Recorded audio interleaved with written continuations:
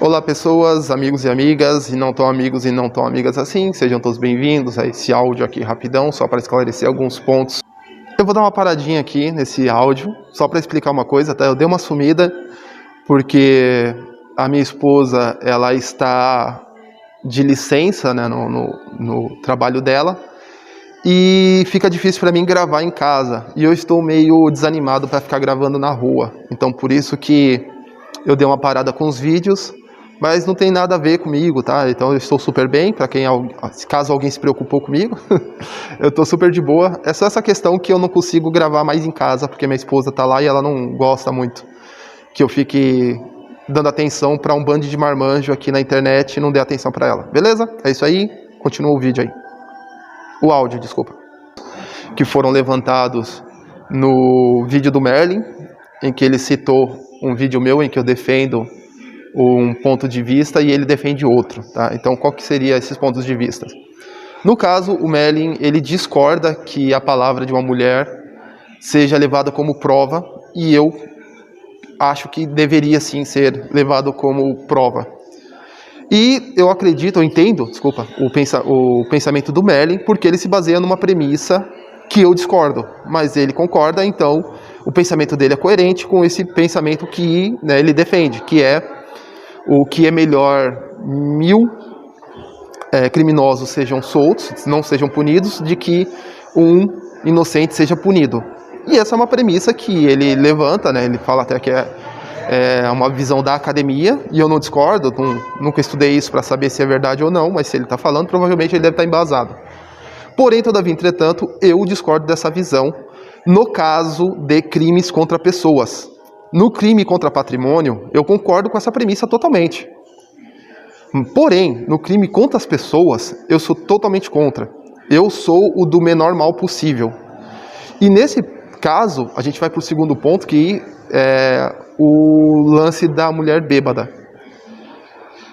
Observando como a nossa sociedade eu vejo que é muito mais fácil para um homem não sofrer uma falsa acusação de que para uma mulher ser impedida de ser estuprada. Vou usar como exemplo um caso que aconteceu há pouco tempo atrás, de um Uber que pegou uma mulher numa balada, né? A mulher chamou o Uber, ela estava bêbada, aí ela chamou o Uber, e ela dentro do Uber, simplesmente ela dormiu, capotou, né, por diversos motivos, não sei, e quando ela acordou, o Uber estava com a mão nas partes íntimas dela, e ela denunciou o Uber. A única prova que ela tinha era a palavra dela. Nesse ponto, se o Merlin estivesse certo, esse Uber não seria punido. Já como a lei, né, diz outra coisa, esse cara foi punido. E aí você vai falar, o que eu prefiro? Eu prefiro sim que o cara seja punido. Porque o Uber, ele tem muito mais condições de não sofrer uma falsa acusação. Por exemplo, um Uber, ele pode muito bem estar filmando a corrida, tem N defesa que ele pode fazer. Já a mulher não, ela estava numa situação vulnerável, em que ela foi numa balada, bebeu e capotou, e lá ela foi abusada pelo Uber, no caso, o motorista. Aí você fala assim, mas ela não deveria ter bebido tanto assim, ao ponto de ficar desacordada. Bom, beleza, só que aí nós vamos cair num problema de você impedir as pessoas de fazer algo.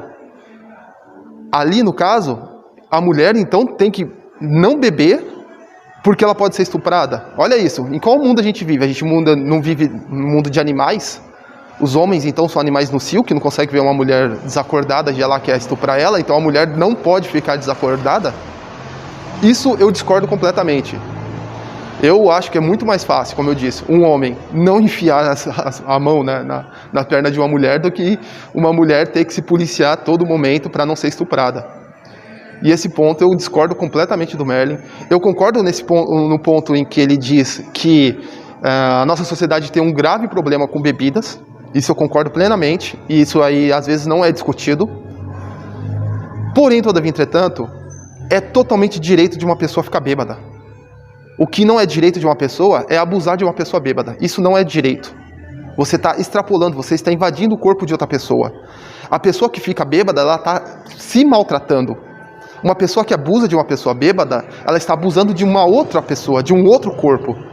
Não existe uma equivalência nisso. Se é para proibir um ou outro, o certo é proibir que você abuse de um outro corpo. Pelo menos isso é o que eu penso, né? E por isso sim que eu acho, dessa visão, né, mais pragmática, de que sim, é mais fácil um homem se defender do que uma mulher se defender, eu sou totalmente favorável à palavra da mulher ser considerada como prova. Aí você vai falar assim, mas e o argumento de que 80% das acusações são falsas?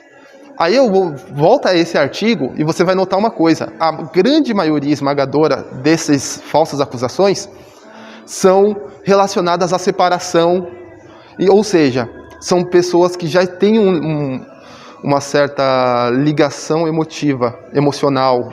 Seriam mais crimes, falsas acusações ligadas a relacionamento. Eu não sei o nome disso, tá? Então por isso que eu estou tergiversando aqui.